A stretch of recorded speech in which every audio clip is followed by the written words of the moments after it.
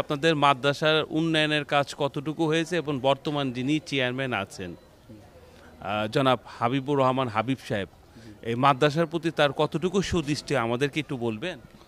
আলহামদুলিল্লাহ, মূলত আমাদের এই মাদ্রাসাটা বালুরচর ফজলুল উলুম খাদেমুল ইসলাম মাদ্রাসা স্থাপিত হয় 1999 সালে, যেটা আমাদের বর্তমান চেয়ারম্যান সাহেবের আব্বা উনি স্থাপিত সন থেকে উনি সভাপতির দায়িত্ব পালন করেন। মাদ্রাসা ওনাদের পরিবার থেকেই খুব সুচারুরূপে সুন্দরভাবে দেখে আসছেন। এরপরে হাবিব সাহেব যখন চেয়ারম্যান হলেন, চেয়ারম্যান হওয়ার পরে উনি আমাদের মাদ্রাসা প্লাস আমাদের ছাত্র উস্তাদ সকলের উপর এত সুদৃষ্টি রাখেন যেটা আসলে কল্পনার অতীত। তার বিশেষ কিছু বিবরণ হলো, মাদ্রাসার আমাদের বাচ্চাদের অবস্থানের যে জায়গাটা আপনি দেখেছেন, ভিতরে ফ্লোরগুলো যে জায়গা আছে কার্পেটিং সম্পূর্ণ 4টে ফ্লোর 4টা ফ্লোরে ওনার সৌজন্যে কার্পেটিংয়ের ব্যবস্থা হয়েছে এবং বাচ্চাদের শীতকালীন অবস্থায় যে চলাচল অসুবিধা অন্য অন্য মাদ্রাসায় এরকম ব্যবস্থাপনা আমার জানা মতে নেই, কিন্তু আমাদের এখানে 4টে ফ্লোর 4টা ফ্লোরে শীতকালীন ব্যবস্থায় ছাত্ররা গোসল অজু প্লাস সহ ভোর রাতের বাচ্চারা ওঠে এদের কষ্ট হয়। এটা চেয়ারম্যান সাহেবের দৃষ্টিগোচর হওয়াতে চেয়ারম্যান সাহেব 4টা ফ্লোরে গিজারের ব্যবস্থা করে গরম পানির ব্যবস্থা করেছেন। এই সহ মাদ্রাসার পড়ালেখার দিকে ওনার অত্যন্ত সুদৃষ্টি, কীভাবে সুন্দর হয় এর জন্য যা প্রয়োজন এভরিথিং ব্যবস্থা উনি করে যাচ্ছেন। সব থেকে আরও বড় বিষয় হলো মাদ্রাসার যেই খোরাকের ব্যবস্থাটা, এই খোরাকের ব্যবস্থা ওনার পক্ষ থেকে সারা বছরের যে আমাদের চাউলটা লাগে বোর্ডিংয়ের লিল্লা ফান্ডের যে চাউলটা লাগে সম্পূর্ণ ওনার অর্থায়ন উনি ব্যবস্থা করেন। এটা আল্লাহ পাকের শুকর।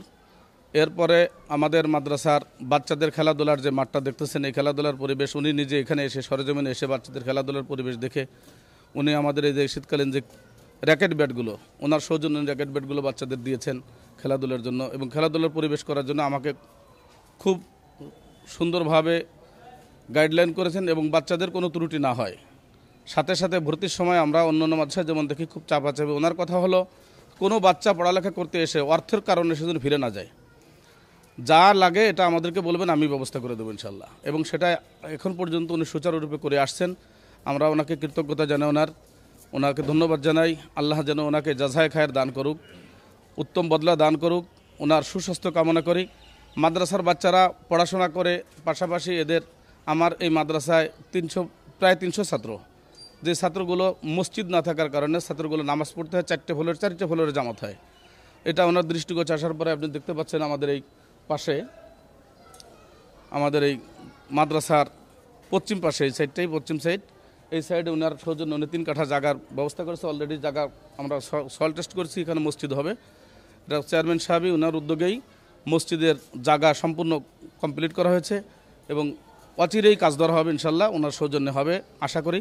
আল্লাহ উনি যেভাবে আমাদেরকে গাইডলাইন করতেছেন, আমরা আমাদের উস্তাদ আমাদের ছাত্র অত্যন্ত আনন্দের সাথে আমরা দিনই দায়িত্বগুলো পালন করার জন্য চেষ্টা করছি।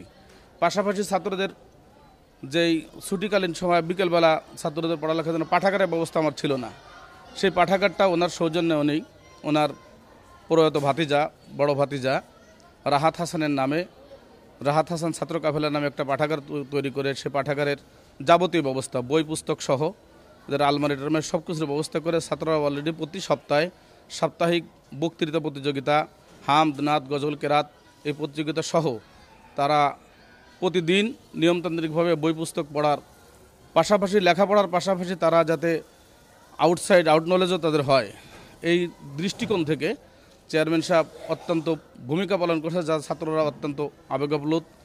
ছাত্রদের খাবার দাবারের যে ব্যবস্থাগুলো আছে নিয়ম মাফিক রুটিন করে উনি আমাদেরকে বলে গেছেন যে ছাত্রদের খাবার দাবারের কোনো ত্রুটি না হয়। ইভেন আপনারা উস্তাদরা অনেক জায়গায় উস্তাদরা ভালো খাবার খায়, ছাত্ররা একটু নর্মাল খাবার খায়, ওনার থেকে কড়া নির্দেশ কোনো অবস্থা নেই, আপনি যত উন্নয়ন করেন ছাত্ররা যা খাবে উস্তাদদের খাবারও তাই হবে। সেই আলোকে উনি সাপ্তাহিক আমাদের রুটিন করে দিয়েছেন, যেটা আমরা সপ্তাহে 3 দিন গোশত খাওয়াই, 2 দিন মাছ খাওয়াই, 1 দিন ডিম খাওয়াই। এটা আমাদের রুটিন করা, যেটা ছাত্র উস্তাদ সকলের জন্য একই খাবার, কোনো খাবারে কোনো পার্থক্য নেই। আমি আলহাজ হযরত মাওলানা নাজমুল হক, আমি মাদ্রাসায় 2008 সাল থেকেই প্রিন্সিপালের দায়িত্ব পালন করছি। শুক্রিয়া যে আমার এই সময়ের মধ্যে আমার একটা মাদ্রাসার প্রিন্সিপাল যিনি থাকেন তার অনেক পেরেশানি থাকে অর্থনৈতিক বিষয়গুলো দেখার জন্য, কিন্তু চেয়ারম্যান সাহেবের